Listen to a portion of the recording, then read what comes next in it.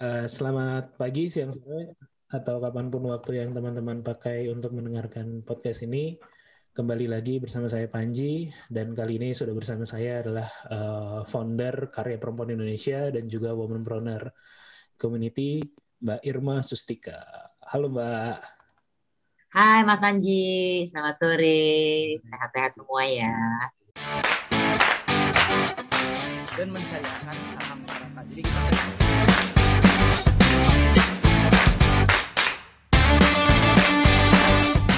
beda sama Jakarta, kalau orang Bandung tuh pasti investasiin buat sekolah anak. golf itu something new gitu. Saya kupu-kupu mungkin Ayahku tuh satpam gitu kan.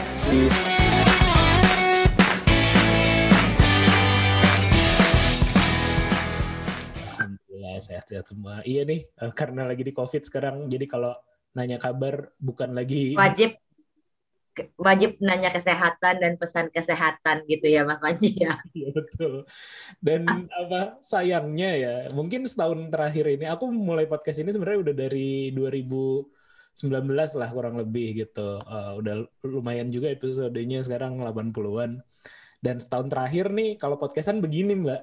Jadi Iya. jadi pakai Zoom. Iya, bener. Setahun setengah terakhir kita berhubungan sama layar, Mas. Sama layar, interaksi jadi gimana ya, apa ya, kehilangan sentuhan. Bener. Kalau Haus sentuhan gitu ya. iya betul. Kalau Mbak Irma kan di Womanpreneur Enthusiast atau di Womanpreneur Community ini setahun terakhir juga event-eventnya online berarti ya mostly. Online semua saat dia mulai pandemi bulan Maret itu langsung cut off semua, langsung switch ke online. Oke, iya. Iya, nah mungkin sebagai awalan ini boleh diceritain dulu Womanpreneur Community ini apa sebenarnya gitu ya. Kalau kita Makhluk apaan gitu ya. di Startup for Industry itu ya dari Kemenperin nih. Iya betul, Kemenperin. Aku suka lihat tuh postingannya Mbak Irma kan lebih banyak kayak UMKM, terus juga terkait dengan penggerak apa ya tadi lebih ke womanpreneur-nya kayak gitu. Itu makhluk apa sih sebenarnya? Terus sejak kapan yang kayak gitu-gitu tuh? Itu kalau Womanpreneur Community-nya makhluk apa ya? Dia makhluk kumpul-kumpulnya perempuan, Mas Panji.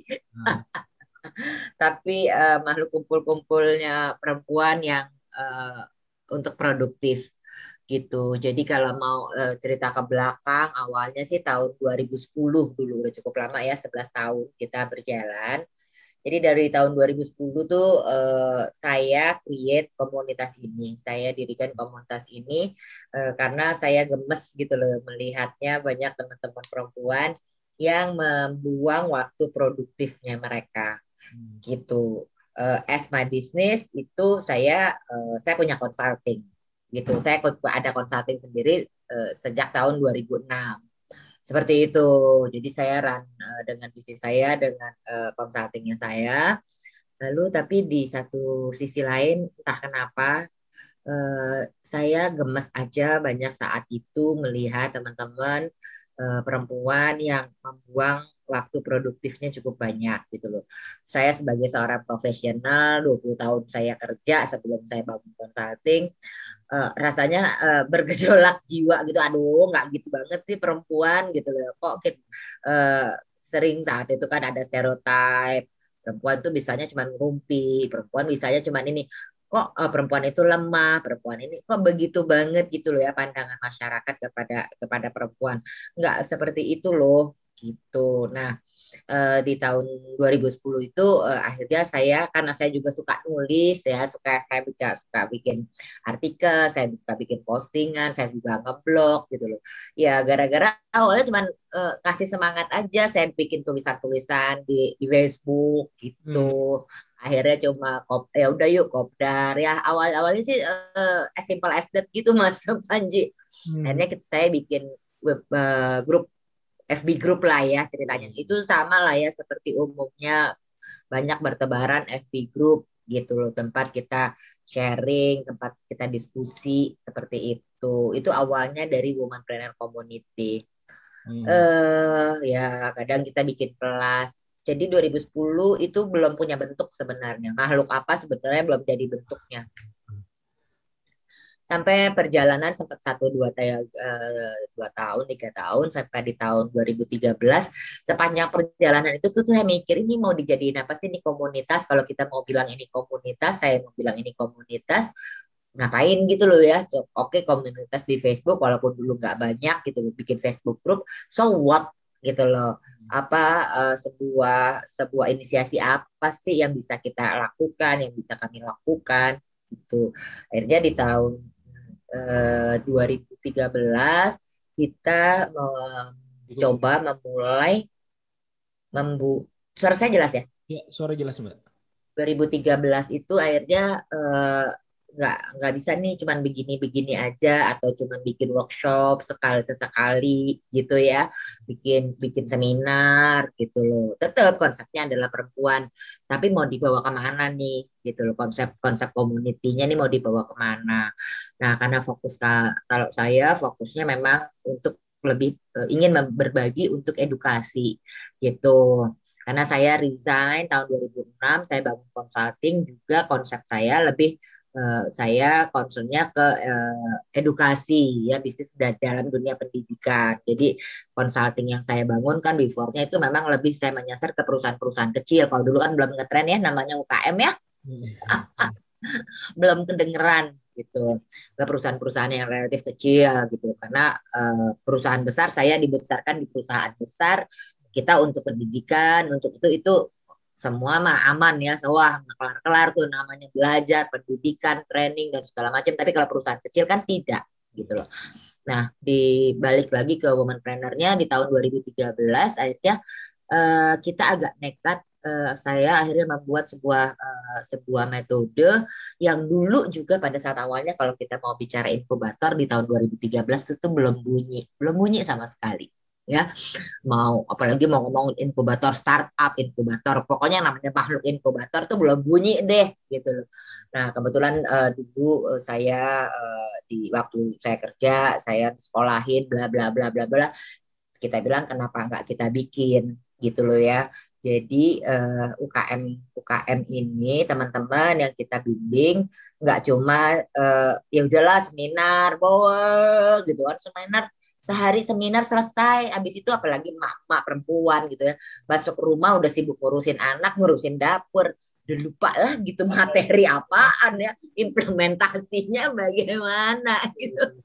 Dan pendekatannya kepada pendekatan perempuan. Kenapa saya ngambil pendekatan perempuan? Karena satu, saya perempuan, yang kedua saya punya anak gitu, saya punya keluarga gitu loh, dan saya berpikir so many women di luaran sana yang kita melihat itu harus menjadi figur buat keluarga mereka yang terkecil lah paling tidak gitu ya. Kalau usah ngomong berdampak buat negara dulu deh, berdampak nggak sih buat keluarganya, buat lingkungannya, itu yang fokusnya saya. Jadi 2013 itu kita dengan modal nekat kita merilis sebuah program inkubator loh Mas Panji. Namanya udah letterluck inkubator perempuan waktu itu. Udah. Luar biasa. Udah dari 2013 kita udah letterluck. Jadi kita dulu namanya gini. Namanya tuh IWPC. Jadi Inspiring Womanpreneur Competition. Itu inkubator bisnis gitu loh. Jadi orang bilang gila lu ya, dia bilang gitu loh. Apaan sih tuh inkubator, kan mungkin orang masih nggak sorry, kementerian juga belum lahir tuh yang namanya karena aku baru dipanggil sama salah satu kementerian lah ya, itu tahun 2014 atau 2015 gitu loh ya, suruh ceritain tentang nekat amat sih lu bikin inkubator komunitas kok gitu. Nah saya tahu nih sebenarnya inkubator ya, saya beracu ke inkubator di luar gitu ya. Inkubator kok nekat banget nih, komunitas bikin inkubator, modalnya dari mana? Satu, kalau orang bilang pendanaannya dari mana? ntar dulu deh yang ngomong pendanaan. Saya bukan tipikal orang yang mikir pendanaan dulu baru bergerak. Ya udah gerak aja dulu, jalan aja dulu biar orang lain yang lihat bagaimana kita bekerja gitu. Jadi ya udah saya rangkul teman-teman. Kenapa? Karena satu tadi itu kalau pendekatan belajar kepada perempuan sekali habis seminar hura-hura semangat 5 menit 10 menit 1 jam habis itu mereka balik rumah mereka juga bingung apa yang mau diimplementasiin sehingga bagaimana bisnis bisa growth gitu loh karena yang kecil pun harus besar kan tapi kalau memang nggak ada pendampingan nah kalau kita sebagai karyawan ada yang monitor, habis training, habis disekolahin, habis dibiayain dari kantor, mas balik ke kantor di shift. Apalagi nggak ada yang nanya, gimana training lo, gitu kan? Nah kalau yang benar-benar mandiri di rumah, siapa yang mau ngontrol? Itu atas dasar itu. Jadi 2013 kita sudah mulai running itu bikin programnya di batch pertama. Pokoknya dengan segala cercaan deh gitu ya gila lah nekat lah walah segala macam gitu kita bilang ya nggak ada yang besar kalau kita nggak memulai langkah pertama ya udah kita jalan aja gitu jadi ya udah tuh saya gandeng berbagai pihak nggak punya modal nggak punya duit haji asing punya duit gitu loh lah orang baru mau ini kita bilang oke, kita kukuhan kita ini sebagai itu pun kita belum legal ya maksudnya kita belum ini komunitasnya secara legal saya bilang at least kita bisa ini saya gandeng teman-teman coach karena memang saya punya consulting saya bilang mau nggak kita berbagi prinsipnya itu mau nggak kita berbaginya ini konsepnya kita anggap aja ini kita CSR-nya kita gitu loh. Jadi saya mengajak teman-teman pengusaha yang udah besar, mengajak para teman-teman bisnis coach, teman-teman saya, mau nggak? Yuk kita berbagi yuk untuk UKM, untuk teman-teman perempuan. Dulu saya masih menyebutnya bukan UKM karena tahun itu belum ngetren, belum up banget, belum hype gitu loh, yang mau dibilang ini gitu ya. Kita bilang yuk. Aku pengen coba tarik mundur sedikit Mbak sebelum kita bahas terkait dengan programnya ya. Itu menarik banget sih. Jadi kalau aku lihat kan profilnya memang sebelumnya Mbak Irma memang profesional gitu ya di salah satu perusahaan yang besar gitu di Indonesia. 2006 resign lalu bikin consulting. Waktu itu memang untuk usaha-usaha ya yang let's say sekarang dikenal dengan UKM atau kalau mungkin dulu SMI ya kalau dari luar kan small medium enterprise kayak gitu. Enggak UKM sih, itu memang udah dalam bentuk perusahaan, bukan UKM. Kalau UKM kan lebih pada perorangan ya. Kebanyakan masih perorangan, tapi saya lebih mengarah kepada perusahaan yang menengah dan kecil. Gitu loh. Walaupun saya juga handle klien-klien saya perusahaan korporasi yang besar. Tapi waktu akhirnya saya bilang gitu, perusahaan kecil butuh improvement. Namun kalau mereka dengan karyawan cuman 5 gitu loh. Saat itu saya concern di pariwisata. Jadi kita kerjasama sama pariwisata. ISF Consulting ya Mbak ya? Iya. Oke. Betul.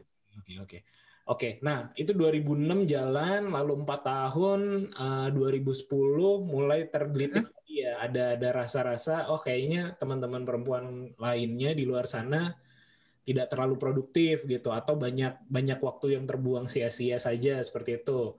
Lalu bikin forum-forum di FB dan tercetus baru arahnya ke arah bisnis. Kalau tadinya forumnya itu nggak spesifik ke bisnis berarti ya, hanya semacam kayak produktivitas atau ya sejenis itu gitu. Iya, sebetulnya sih fokus, cuman dalam bentuk programnya bagaimana kita belum menemukan diri gitu loh Mas. Kita belum, bahkan namanya aja itu kenapa saya mengambil nama womanpreneur karena masih banyak kan teman-teman yang womanpreneur kan artinya pengusaha perempuan gitu ya, karena nggak pede, nggak berani menyampaikan saya kan masih kecil, saya bukan pengusaha. Nah, seperti itu. Kenapa saya namain Womanpreneur Community? Jadi komunitas dari pengusaha perempuan gitu loh, agar mereka secara bawah sadar itu mulai tertanam dan mulai berani menyebutkan yes I am a womanpreneur gitu. Iya. Iya betul. Saya juga kurang lebih di tahun-tahun segitu sih 2011 ya waktu itu. Saya sama teman-teman sempat bikin juga namanya tuh sekolah pengusaha muda waktu itu. Tapi memang segmennya ke mahasiswa yang baru lulus gitu, fresh graduate. Dan memang umum sih, bukan spesifik untuk perempuan, tapi memang yang usianya relatif baru lulus kuliah. Waktu itu tujuannya adalah agar teman-teman itu punya opsi selain kerja. Waktu itu memang belum tren ya. Waktu itu memang kita ngomongin entrepreneurship belum setren sekarang lah. Jadinya waktu itu saya sama teman-teman mencoba memberi pilihan. Mungkin Mbak Irma juga arahnya seperti itu ya. Jadi bukan hanya teman-teman yang perempuan, khususnya perempuan gitu bisa melihat bukan cuma bekerja atau pulang ke rumah bekerja melakukan aktivitas harian di rumah gitu, tapi pengennya ada opsi lain nih, ya bisa jadi berusaha juga, bisa jadi berbisnis, bisa jadi macam-macam, kurang lebih ingin memperkaya pilihan lah seperti itu ya Mbak ya. Betul. Dan kalau di saya karena sosoknya perempuan, terus karena saya melihat saya sebagai ibu gitu ya, dan banyak perempuan lain, di situ saya kuncinya adalah bagaimana seorang perempuan atau seorang ibu itu bisa menjadi penopang ekonomi keluarga. Ya. Itu concernnya saya itu. Kenapa gitu? Is my dari pengalaman pribadi gitu ya. Saya seorang single parent, gitu loh. But saya punya kemampuan ekonomi. I'm a professional. Jadi saya nggak pusing.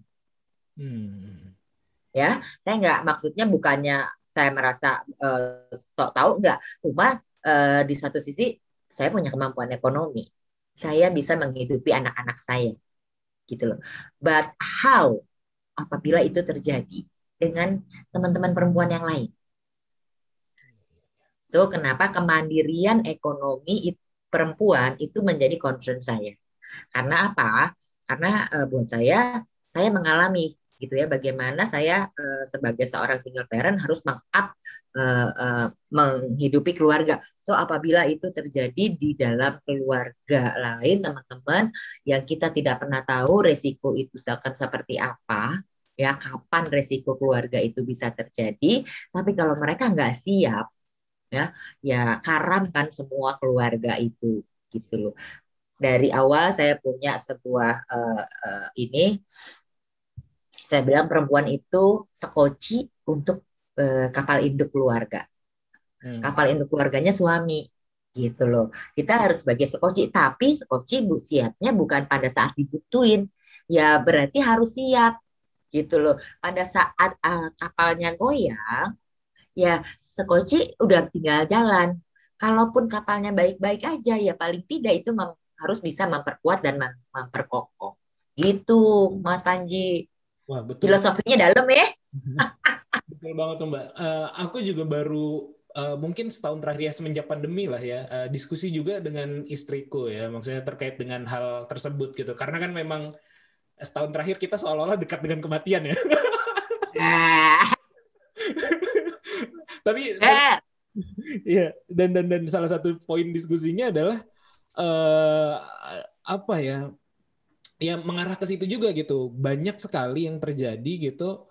Ya walaupun aku sendiri berusaha untuk preparing for the worst gitu. Misalnya in case kenapa-napa pada diri aku, keluarga bisa bertahan dengan apa yang mungkin ditinggalkan seperti itu.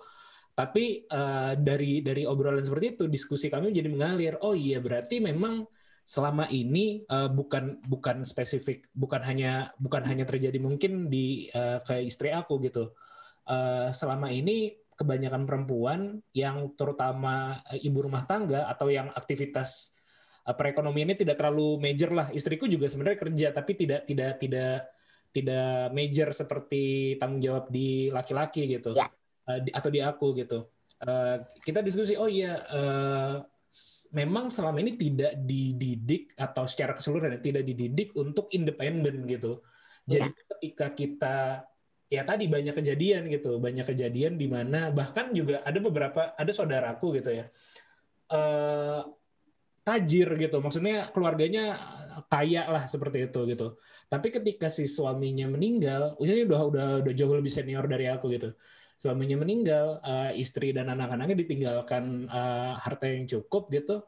Tapi bahkan jangankan untuk mengelola jangankan untuk mencari, tapi mengelolanya saja itu kacau gitu. Jadi memang ini masalah yang real sih kelihatan. Masalah. Benar banget, karena saya 20 tahun di perusahaan ya bergerak di bidang finance ya, Mas Panji. Jadi hal itu menjadi titik krusial saya banget gitu ya. Jadi saya bangun komunitas ini sebetulnya berdasarkan pengalaman pribadi, perjalanan pribadi, kehidupan pribadi gitu ya. 2006 kenapa saya resign gitu loh, padahal saya sedang dalam posisi yang on top boleh dibilang ya, dari sebuah perusahaan besar. Kalau saya mau sebut, terakhir saya di Astra Group gitu ya. Orang bilang lu gila ya, udah dapat posisi bagus, udah rintis sekian lama di perusahaan, siapa yang nggak kenal AI gitu. Saya bilang sometimes kita harus memilih dalam kehidupan. Saat itu saya lebih memilih saya pulang ke rumah. Saya memilih pulang ke rumah. Kenapa? Teman-teman saya bilang, kan anak-anakmu udah besar. Jadi anak-anakku saat itu tahun 2006 itu anak-anakku sudah udah remaja.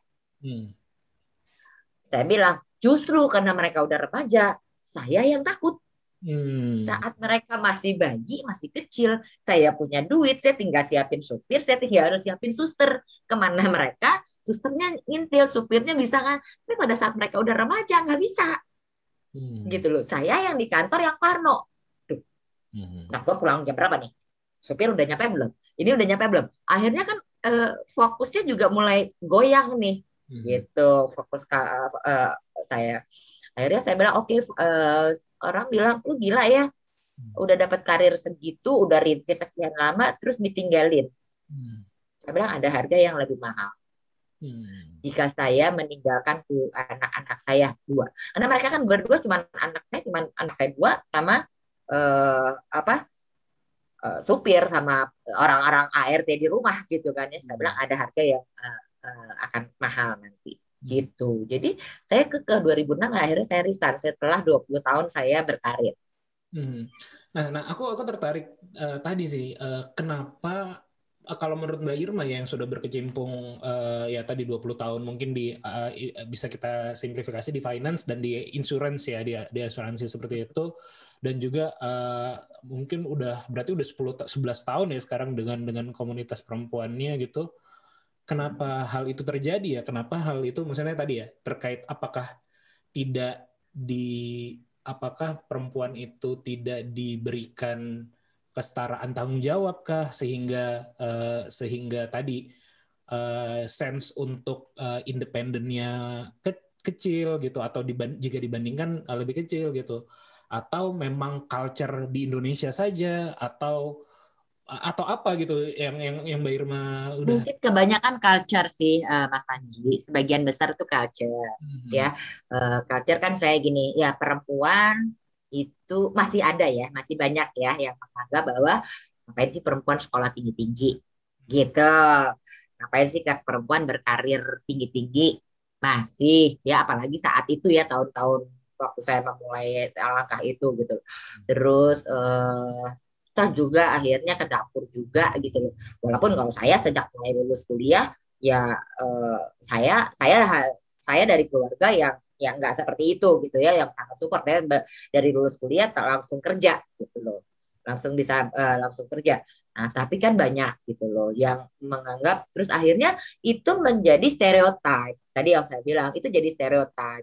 Jadi perempuan tuh kan saya ngemes bilang perempuan itu kan makhluk yang lemah, dan itu kan sering banget dikemukakan di umum gitu loh.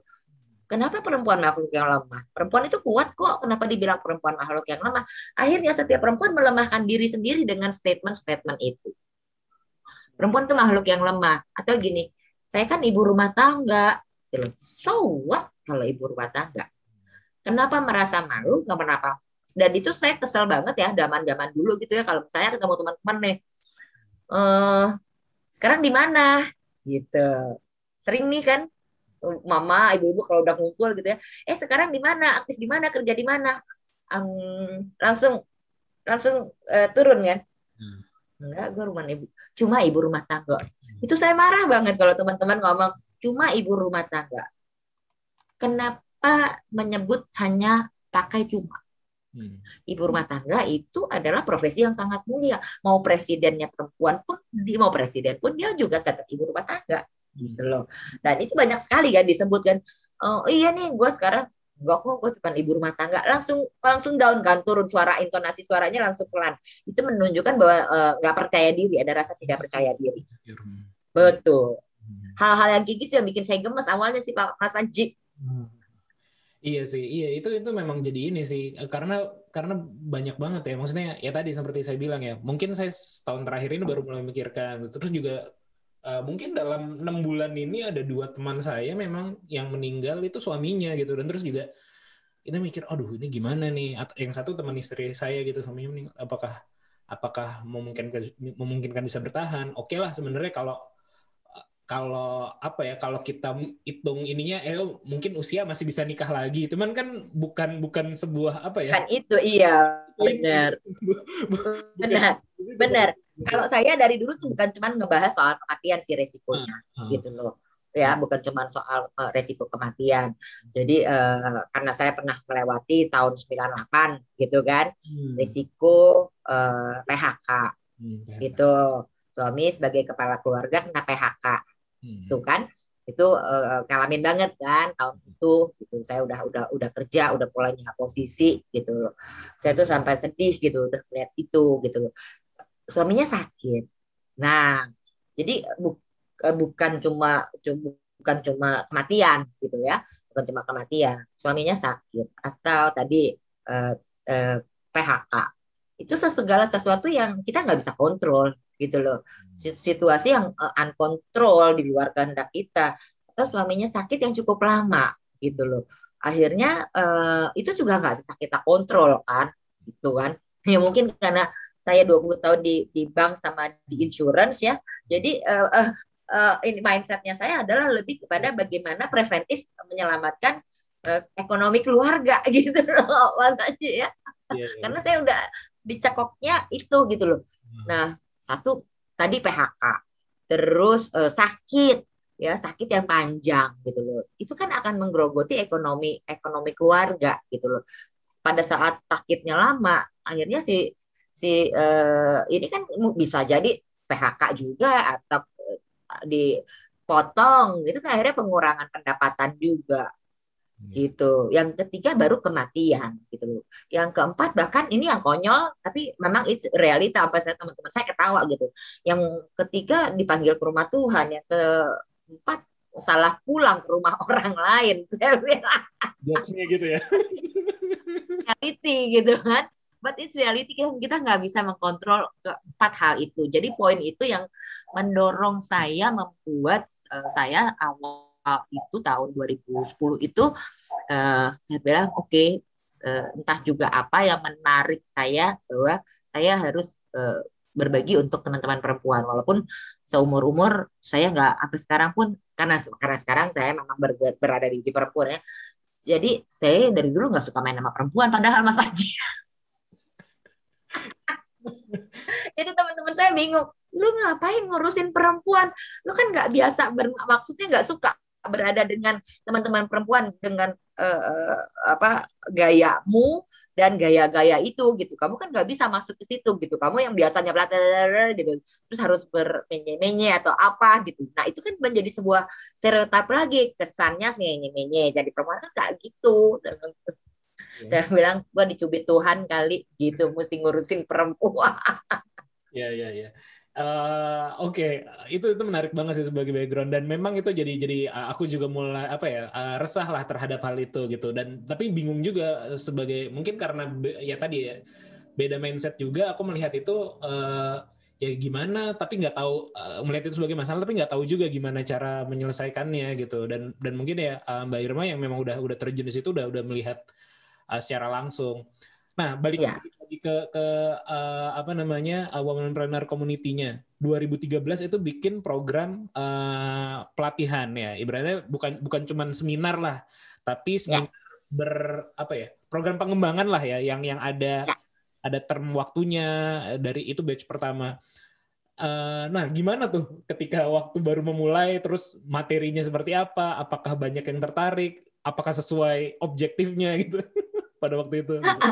Iya, jadi orang juga waktu itu bilang nekat. Jadi itu pun saya adapt, sebetulnya saya mengedap konsep programnya itu dari saya waktu masih kerja, waktu masih di AI itu di sana kan sekolah melulu ya kerjaannya ya.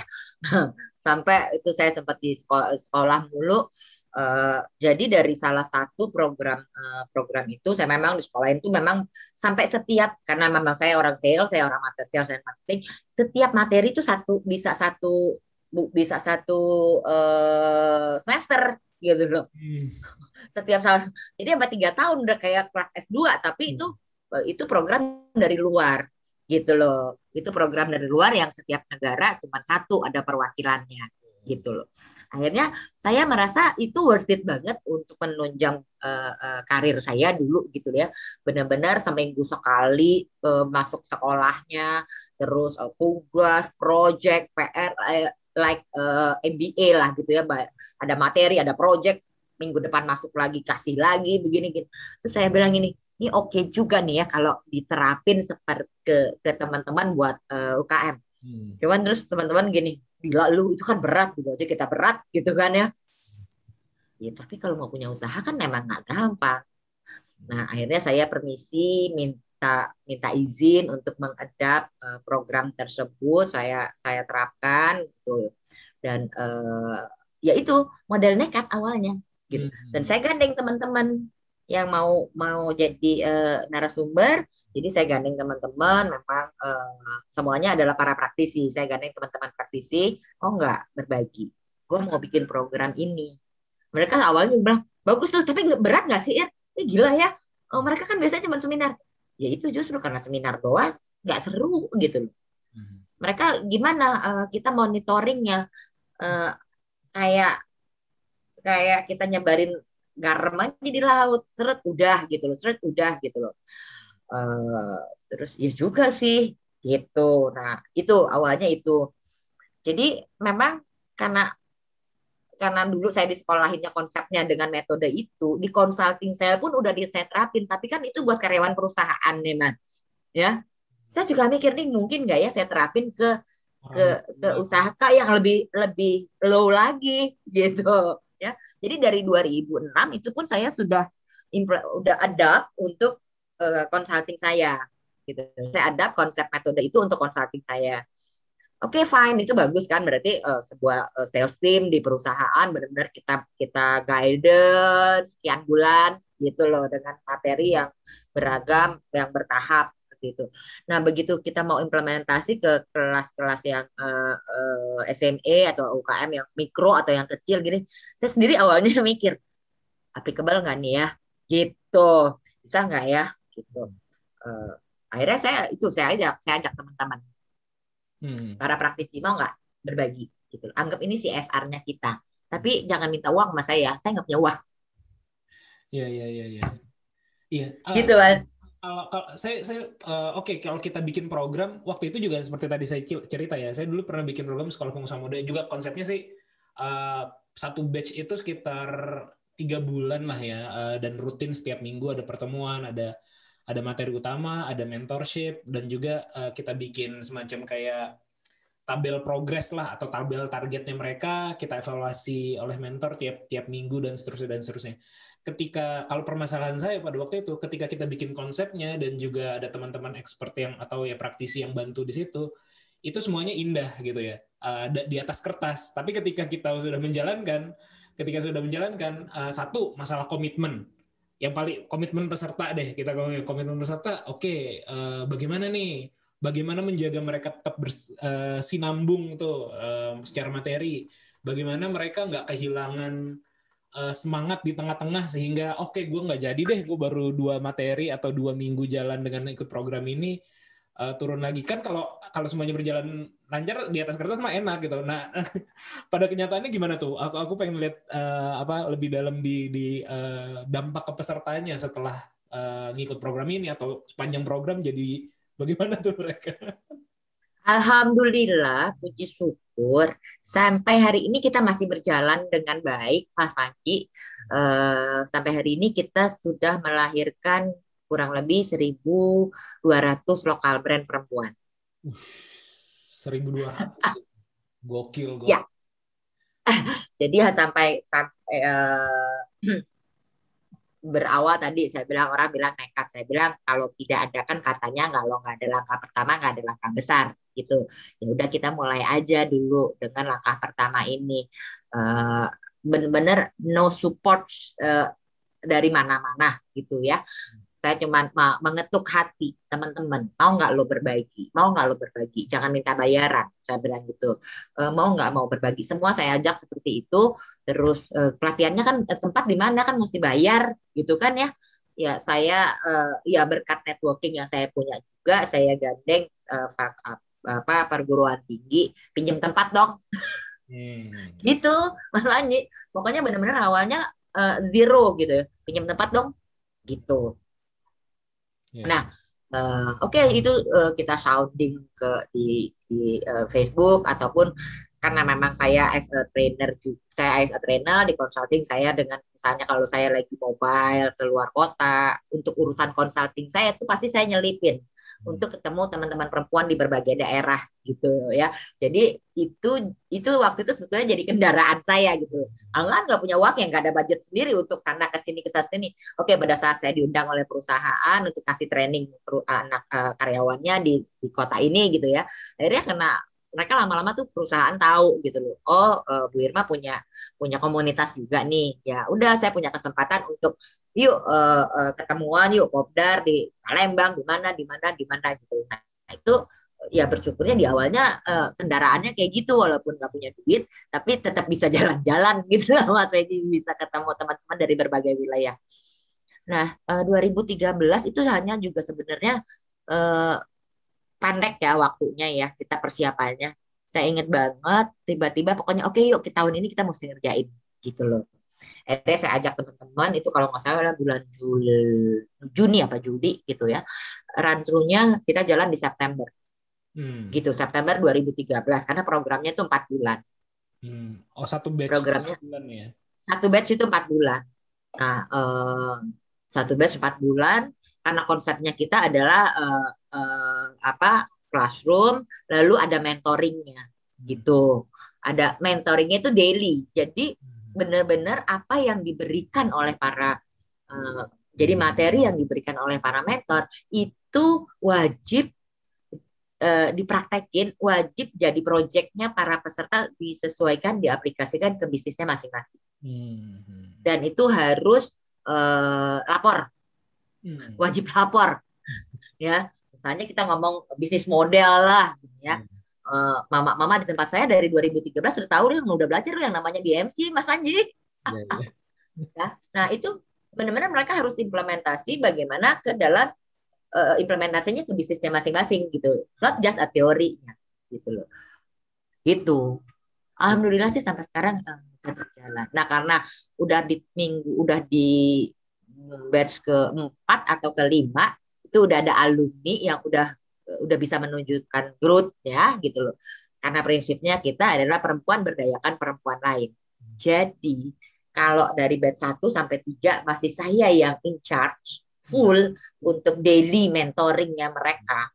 Nah, setelah batch ke-5 itu kan udah ada alumninya ya, udah ada alumninya yang mereka bisa menjadi kakak asuh, pendamping belajar. Kita sebut sebagai LO-nya yang mendampingi belajar untuk implementasi ke materi ke implementasi itu gimana. Jadi ada daily mentoringnya sudah dihandle oleh kakak-kakak pendampingnya itu. Gitu Mas Panji.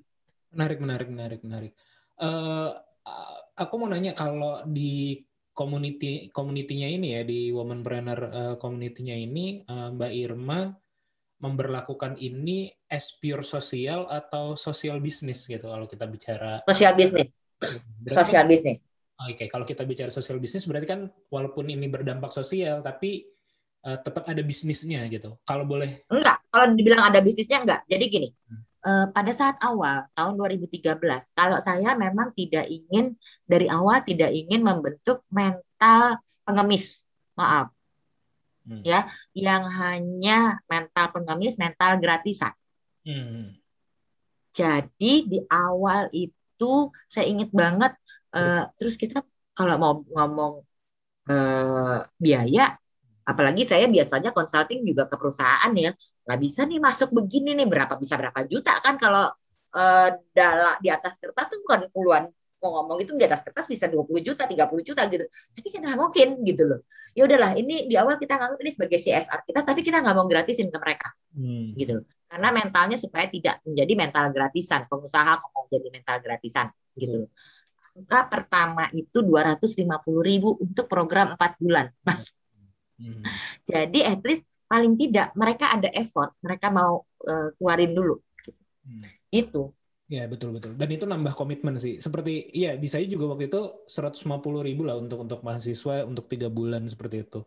Dan kalau di saya waktu itu saya cuman sama teman-teman ya cuman berjalan 2-3 tahun sih, karena memang kita akhirnya jalan bisnis masing-masing dan itu waktu itu proyekan lulus kuliah waktu itu. Jadinya kita bikin ini dan salah satu tujuan kita adalah untuk oke lah kayaknya teman-teman udah tren entrepreneur udah cukup tinggi, jadinya nggak perlu kita introduce lagi. Dan yang kedua kita waktu itu ada 4 orang di situ tim intinya dan masing-masing udah punya bisnis yang lagi berkembang, jadinya kita meninggalkan bikin yang tadi itu. Tapi kalau di saya dulu kalau kita bicara ini sebagai sosial bisnis ya, waktu di saya dulu bisnis model saya adalah saya memang men-charge peserta, tapi itu nanti untuk diputar lagi, berarti nanti di tengah kita tuh ada bisnis competition, hadiahnya buat mereka. Tapi yang bisnis model utama kita sebenarnya adalah dari kalau dulu tuh ada PKBL kalau dari BUMN. Jadi BUMN ada CSR, terus ada program kemitraan yang kayak gitu-gitu. Biasanya kita tuh sponsorship dari mereka, kita bikin program, waktu itu berjalan 2-3 tahun lah seingat saya, ya dapat juga dari situ. Kalau di saya sih memang sifatnya bisnis model waktu itu saya bikin SPM itu, ya itu adalah memang dari sponsorship lah, tidak bisa dipungkiri ya kayak gitu sih. Karena kan memang tetap harus ada operasional yang tadi seperti Mbak Irma bilang gitu untuk ini. Sama sih Mas Banji. Jadi pada saat awalnya benar-benar kan ya siapa sih? Kalau saya prinsipnya jalan aja dulu. Siapa yang mau ngelihat kita kalau kita belum menunjukin gitu kan? Jadi makanya kita jalan aja dulu gitu loh. Nah berjalan dengan waktu, karena kita juga ada competition-nya, ya kan, ada hadiahnya, lalu ada pameran. Ya, pameran di mall, beneran di mall 2 hari gitu loh. Nah, dan setelah itu pun, setelah rangkaian programnya selesai, mereka nggak selesai. Jadi kita tetap banyak jadi kalaupun kita bermitra dengan siapa, mereka tetap kita fasilitasi. Gitu. Menarik banget sih. Berarti saat ini ketika dulu di awal mungkin komunitinya yang dompleng ke konsultannya, kalau sekarang mungkin bisa saling mengisi ya Mbak ya? Benar. Justru karena memang akhirnya di tengah-tengah tuh saya harus memilih kan. Mana yang saya mau as my personal brandingnya, akhirnya aku mau gimana ya gitu. Oke. Ya. Akhirnya yang saya keluar adalah saya as a foundernya Womanpreneur. Consultingnya saya ngikut aja. Iya. Gitu. Bisa dipahami kan kita bisnis lah. Iya. Kalau dulu komunitas ini ngedompleng ke consulting. Jadi supportingnya juga dari klien-klien saya gitu loh. Ya kalau misalnya gini, aku lagi ke Palembang gitu ya, diminta perusahaan ke Palembang. Terus mereka tahu nih, akhirnya kalau kena rutin gitu ya, saya mesti bolak-balik Palembang. Bu, mau ketemu komunitasnya di WPC. Nanti kalau berarti saya jadwalin pulangnya selesai di kita tanggal segini, Ibu berapa hari di sana? Langsung perusahaan udah yang tahu banget gitu loh. Iya, menarik. Nah, aku kita mulai perbincangan ini gara-gara beberapa minggu yang lalu aku ngelihat Mbak Irma nge-posting tentang karyaperempuan.id. Nah ini apa lagi nih Mbak? Apakah baru lagi nih, mainan baru lagi, atau memang ini adalah apanya WPC gitu? Ya sih, jadi sebetulnya itu bukan mainannya, impian lama. Jadi dari awal kita punya WPC itu secara community, secara organisasi punya 3 pilar. Ya, pilar pertama itu memang kita bangun sebagai kapasitas building untuk menguatkan sebagai penguatan. Jadi melalui program pendampingan, memang concernnya di situ ya, karena program pendampingan kita hulu hilir. Jadi benar-benar as a fundamental business sampai mereka tahu mengenai belajar implementasinya juga sampai kepada KPI, hal-hal yang kata orang gila lo UKM memang perlu belajar KPI, perlu gitu loh. Nah seperti itu. Jadi udah dari 2015 ini sebenarnya Mas Paji, kalau kita bicara karya perempuan yang lagi rame nih, aku lagi bawel soal karya perempuan nih sekarang kan. Sebetulnya as an organisasi kami juga namanya Karya Perempuan Indonesia gitu loh. Namun karena as a brandingnya udah jalan nih, Womanpreneur Community, WPC, teman-teman udah biasa menyebut itu, ya udahlah itu as a branding. As a legal kita memang kami adalah Perkumpulan Karya Perempuan Indonesia.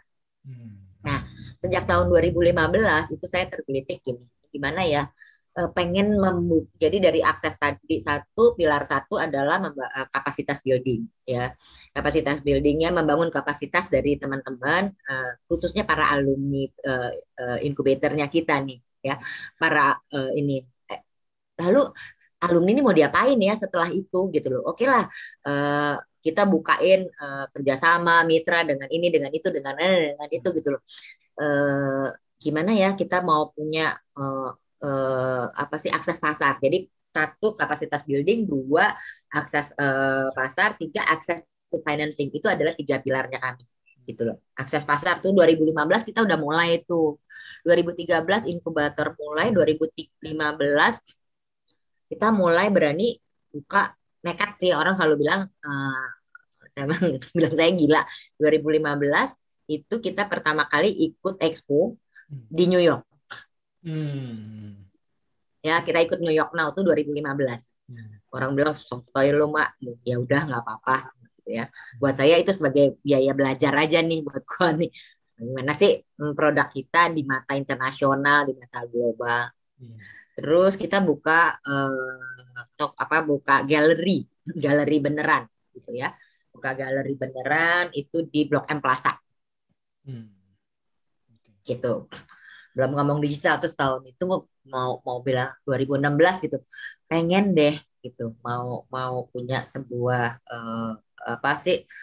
platform atau apalah namanya dulu ya untuk bikin buat online gitu, walaupun mungkin 2015 2016 belum hype banget ya ngomong digital kan ya, baru berapa tahun ini. Oke, itu udah kita benar-benar udah saya tuliskan, saya udah kerjasama, udah gak resek deh, udah jawil sana, udah jawil sini gitu. Karena apakah nggak punya duit juga untuk sendiri gitu ya? Gimana sih mau cari investor atau cari partner atau cari mitra? Pokoknya gue maunya begini gitu. Waktu itu udah sempat ada sama karena di balik situ saya bukan orang digital, maksudnya saya nggak ngerti ya detailnya gitu. Ininya saya punya konsep, saya punya ide, saya punya produknya. Siapa yang mau jalanin ya ini? Gitu loh, Mas. Sama salah satu provider sempat tuh kita ada kerja sama provider, tapi gagal lagi. Ya sudah, saya menjadi sebuah impian saya beneran. Sampai pada tahun lalu pada saat kita dihantam pandemi, kita bilang gini, oke, semua terdampak nih. Teman-teman, member kita, anggota kita, alumni kita juga terdampak. Kolaborasi menjadi satu kunci. Ya, bagaimana kita bisa survive bareng-bareng. Gitu. Akhirnya April 2020 itu kami bikin konsepnya adalah jualan sama-sama. Ya, jualan bareng. Ya. jualan barang tuh awalnya konsepnya. Medianya apa? Website nggak bisa bikin. Ya, maksudnya mau bikin marketplace nggak punya duit. Siapa yang mau ini? Terus belum ketemu partner gitu kan. Mitra yang mau build itu saya belum ketemu. Nah, terus kita punya mitra satu memang kepada digital promotion. Ya, katalog digital. Jadi katalog digital. Mbak, pakai ini aja dulu gitu. Jadi mungkin Mas Panji tahu atau bisa cek namanya emoji.com. Jadi itu benar-benar konsepnya kayak katalog digital gitu ya. Kita bisa bikin itu gampang, enak sih. Dan itu kebetulan kami sudah kolaborasi dari 4 tahun yang lalu gitu ya. Untuk bikin promo sangat gampang di-share ke WA dan bla bla bla. Oke, yuk kita bikin ini. Gitu. Jadi kita saat itu memang prinsipnya basisnya kita penjualan pasar bersama untuk berbasis komunitas. Jadi prinsipnya gotong royong. Gitu. Jadi kita kumpulin ya. Karena April itu ya wis Mbak, tak bikinin gitu. Udah kumpulin produk semua gitu. Siang dapat aja dulu ngumpulin 1000-an kan ribet ya. Pokoknya kita umumin siapa yang mau ikutan, ayo. Nah, di satu sisi kami melihatnya UKM lagi goyang.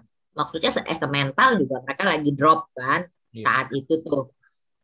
Di sisi lain April itu juga kan lagi down tuh semua karyawan dirumahin, kalaupun belum PHK dirumahin, unpaid leave yang kayak gitu kan tentunya itu berdampak kepada pendapatan keluarga. Iya.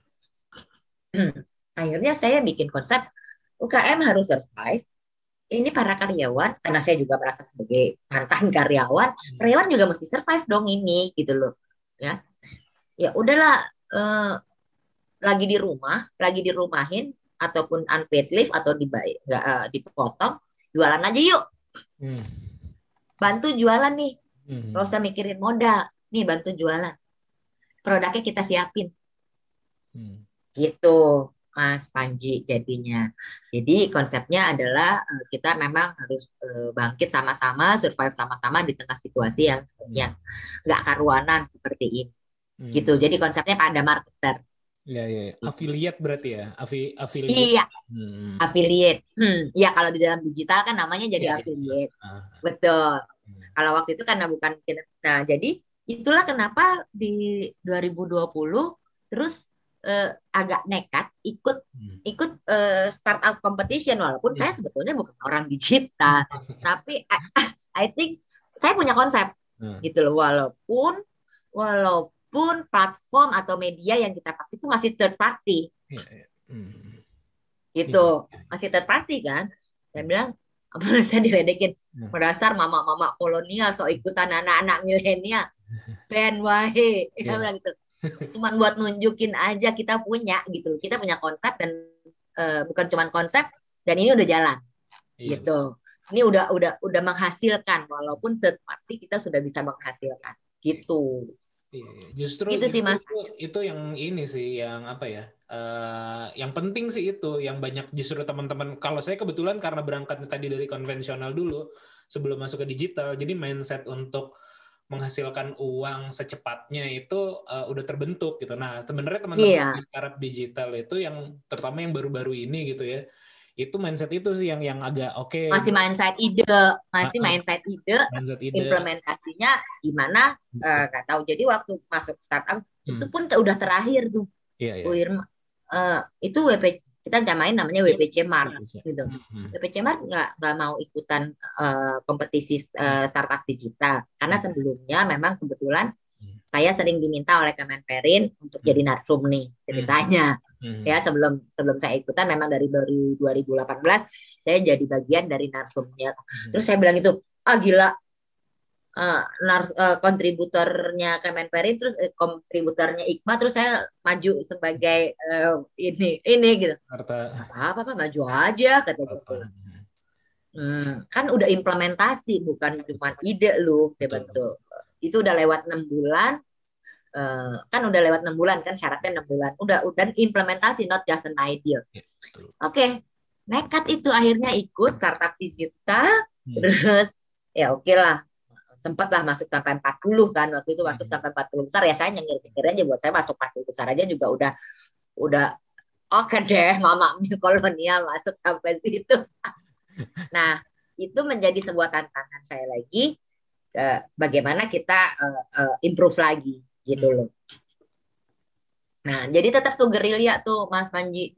Gerilya, pokoknya saya tetap mau membuat konsepnya jadi e-commerce, jadi marketplace gitu loh. Marketplace jadinya marketplace yang khusus. Ya, yang khusus untuk produk-produk dari UKM yang udah kita bina. Gitu loh. Jadi itu menjadi marketplace nggak tahu kelebihan atau enggak, saya bilang bahwa itu menjadi marketplace pertama yang khusus produk-produk karya perempuan. 100% produknya lokal brand perempuan. Yang tadinya namanya WPC Mart itu berubah menjadi karya perempuan ID. Ya. Karena kebetulan memang nama legalnya itu sekaligus legalnya memang karya perempuan Indonesia sebenarnya. Ya. Menarik, dan itu akan launching tanggal 17 Agustus. 17. Oh, ya. Itu berarti kalau kita lihat nanti ada 1.200 brand paling enggak ya yang ada di sana. Ya, bertahap sih ya. Ini masuknya pasti akan bertahap. Kalau boleh cerita, itu brand mungkin sekilas ya, brand-brandnya apa aja sih? Maksudnya produknya apa aja? Produk makanan, kerajinan tangan kan?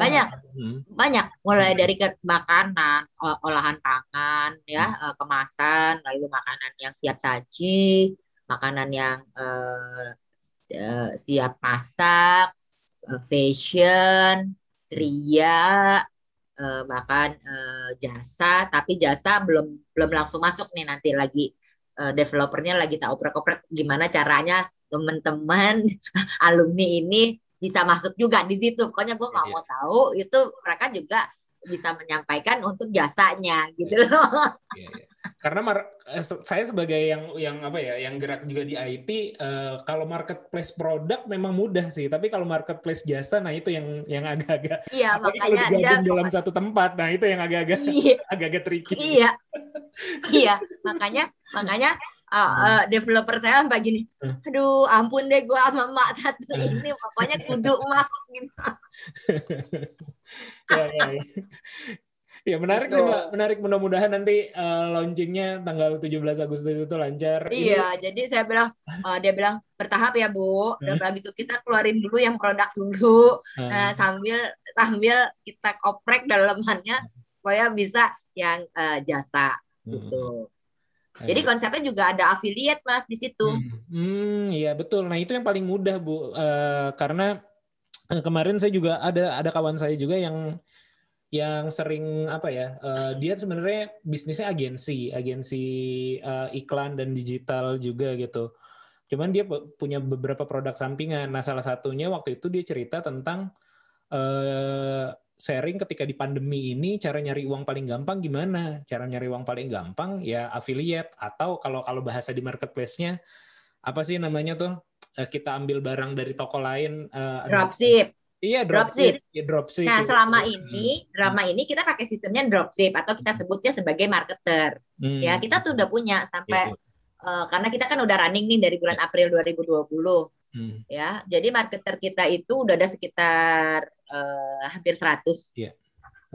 Gitu loh.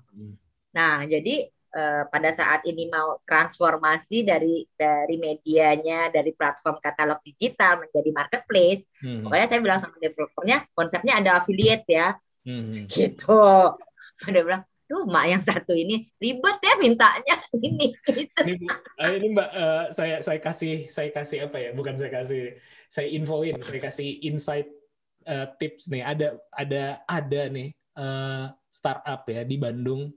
Calon bentar lagi gede, udah dapat investment macem-macem gitu ya, udah dapat investment macem-macem. Bisnisnya tahu nggak apa? Reseller, namanya Evermost. Nanti coba Mbak Irma googling Evermost. Tapi mereka mungkin ini sangat mirip ya. Evermost itu reseller dan affiliate marketing kayak gitu untuk produk-produk yang udah mereka siapkan juga, atau ya komunitasnya siapkan. Tapi spesifik sesuai namanya Evermost. Most itu untuk Muslim dia bilang. Nah, kalau Mbak Irma bikinnya kan khusus perempuan nih. Nah, itu untuk mungkin bisa jadi ini nih Mbak, the next big thing nih. Ya, jadi khusus perempuan Ya. dan yang kita angkat adalah kekuatannya adalah all the product. Ya, kalau kita beda misalnya marketplace yang secara umum, si pemilik marketplace kan tidak tahu who is the producer. Bagaimana standar produknya, bagaimana sebenarnya dan sesungguhnya itu produknya, bagaimana keberlanjutannya bisnis kan nggak tahu. Nah, kalau kita karena semuanya adalah brand-brand yang udah kita lahirkan. Jadi kita tahu banget jeroannya. Itu yang kita angkat bahwa all the product itu sudah terkurasi. Terkurasi, betul. Terkurasi baik produk dan produsen.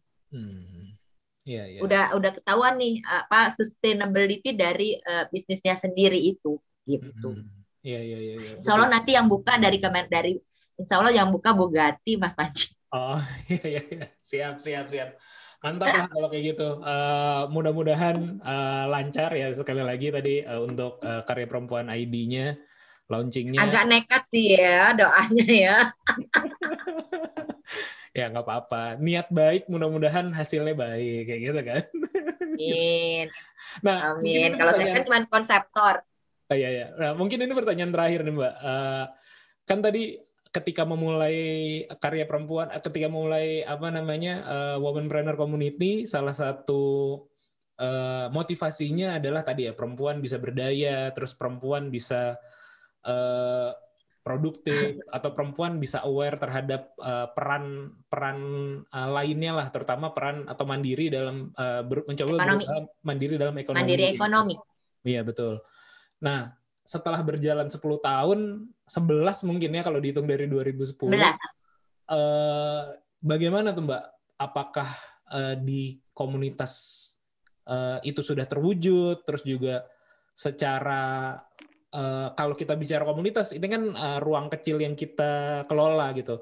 Apakah dari ruang kecil ini juga berdampak ke lingkungannya seperti itu? Adakah brandnya jadi lebih besar? Apakah bagaimana tuh perkembangannya setelah 11 tahun? Alhamdulillah alhamdulillah ada dari alumni kita sebagian udah banyak yang juga yang kita dorong untuk masuk pasar global gitu, untuk untuk ekspor ataupun di nasional juga sudah cukup kuat. Akhirnya dari dulunya yang masih unyu-unyu sekarang juga udah bisa mewarnai brand lokal di Indonesia. Dan juga karena prinsip kita adalah kita di tahun 2016 itu campaign 1 juta perempuan berdaya ekonomi. Nah, 1 juta perempuan berdaya ekonomi means bukan 1 juta pengusaha. 1 juta pengusaha biarin itu targetnya pemerintah.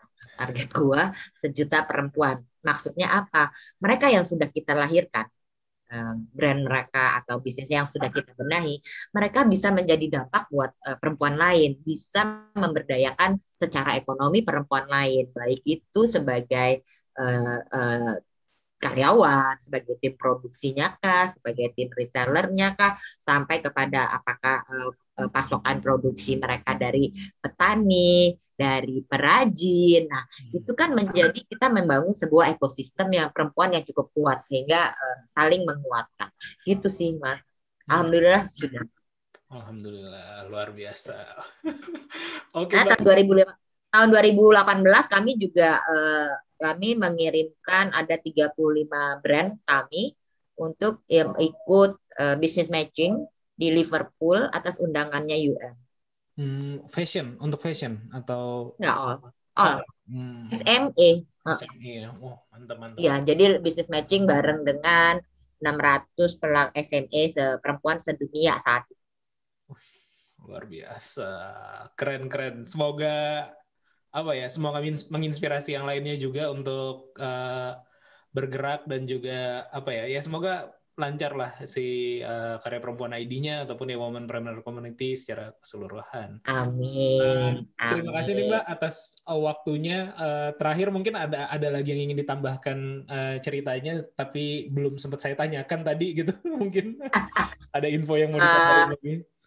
Enggak sih, jadi memang satu langkah ke depan ini yang kita ingin bangun adalah sebagai bentuk tanggung jawab kami bagaimana mempersiapkan pasar bagi teman-teman UKM perempuan yang sudah kita bina. Dan di satu sisi lain ini juga menjadi sebuah ajang, sebuah wadah atau sebuah cara buat teman-teman yang saat ini si Karya Perempuan ID ini ya menjadi peluang besar untuk teman-teman yang saat ini mungkin terdampak pandemi, baik dianya sendiri ya teman-teman sendiri yang saat ini mengalami misalnya PHK atau dirumahkan atau suami, dengan kita persiapkan segala macam ada produknya dan hanya kalau sekarang kan lebih gampang ya. Jadi kalau affiliate biasanya cuma bisa dapat nah ini Mas Panji, biasanya kalau affiliate promote dari satu produk ya cuman commissionnya dapatnya dari itu aja. Tapi ini enggak loh. Nah, jadi bisa orang belanja di yang lain dengan linknya itu tetap dapat. Gitu. Unik kan ya? Kalau biasanya kan affiliate kita share kita promote di satu produk itu ya udah only di desa produk aja. Tapi kalau misalnya Mas Panji itu orang belanja gitu lalu masuknya ke semua, dia belanja ini ya tetap dapat commissionnya as an affiliate-nya. Nah itu yang menjadi sebuah kesempatan dan luar biasa. Ini yang unik, biasanya kan hanya di satu produk ya kalau affiliate itu ya, bukan produk-produknya yang lain gitu. Dan ini adalah kesempatan besar buat teman-teman yang mau mulai usaha tapi nggak punya produk ya, atau mau mulai bisnis nggak punya produk, daripada mungkin dalam situasi saat ini pesan saya memang jaga spirit sama-sama gitu ya. Ini yang selalu kami tanamkan, kita bisa survive sama-sama dengan berkolaborasi, dengan sama-sama kita bergerak sama-sama, dengan yuk kita gandengan hati, karena gandengan tangan nggak boleh sekarang. Jadi kita gandeng hati, saling mendukung, saling support, bukan hanya UKM yang kita angkat atau UKM dari binaan kami, tapi di sisi lain perempuan-perempuan lain yang bukan menjadi bagian kita. Yuk nih loh, ini udah kita siapin nih produknya, ada ratusan ribuan, bahkan nih bertahap orang pasti ada ribuan ya. Tinggal pilih aja kamu mau jadi penjual yang mana. Kalau kita semuanya udah sangat mudah, sangat simpel. Kalau nggak mau ya kebangetan. Ya kan? Udah nggak pakai modal, nggak usah nyetok, nggak usah segala macam, nggak usah pusing packing, nggak usah ini itu. Kalau bilang nggak bisa, cetik loh nanti. Ya betul. Ya itu sih tadi lagi Mbak, kalau mau cek nanti ya, cek ombak gitu, cek Evermost deh Mbak, itu mirip banget ya Mbak. Nanti mudah-mudahan bisa jadi inspirasi juga gitu ya, saling mengisi lah. Beda segmen aja tadi tuh kalau spesifik kalau ke muslim, nah ini ke perempuan, apalagi produknya sudah terkurasi. Itu luar biasa. Oke. Terima kasih Mbak Irma, kita udah di penghujung podcast nih. Terima kasih atas waktunya, udah sharing-sharing. Thank you Mas Panji, senang banget kita bisa sama-sama, padahal di grup lama ya, kita di grup bareng-bareng ya. Iya. Aku memang kadang-kadang gitu suka nge-scroll aja, ini kayaknya seru nih diajak ngobrol nih kayak gitu. Udah feeling-feelingan kayak gitu. Kalau bagi yang mau teman-teman yang udah dengerin podcast ini dan tertarik ikutin aktivitasnya Mbak Irma, bisa cek di Instagramnya. Aku juga barusan follow Mbak, nanti follow back ya. Di Irma Sustika, di Irma Sustika, atau jangan lupa juga pantengin karyaperempuan.id ya. Nanti tanggal 17 insya Allah launching. Oh iya, benar. Dalam rangkaian launchingnya itu Mas Panji ada webinar dari tanggal 15 sampai tanggal 17. Oh, oke. Dari hari Minggu berarti ya? Pokoknya dari hari Minggu. Oke, dari hari Minggu ya. Yang kita akan mungkin hari ini atau besok kita akan publish ya dengan para mentor-mentor keren dan semuanya itu gratis. Infonya di Instagramnya WPC ya berarti? Ya, di Womanpreneur Community. Pantengin terus dari Womanpreneur Community. Gitu. Mantap. Jadi full dari jam 8 sampai dari jam 9 sampai jam 5. Itu run through terus selama 3 hari. Mantap. Itu juga ngorganisasinya pusing tuh pasti. Kan kalau saya konsep, mereka yang ngerjain. Ya. Oke, terima kasih yang sudah mendengarkan sampai akhir. Semoga obrolan kami ada manfaatnya. Sampai ketemu di podcast Ngobrol Bisnis episode berikutnya. Bye. Bye, thank you.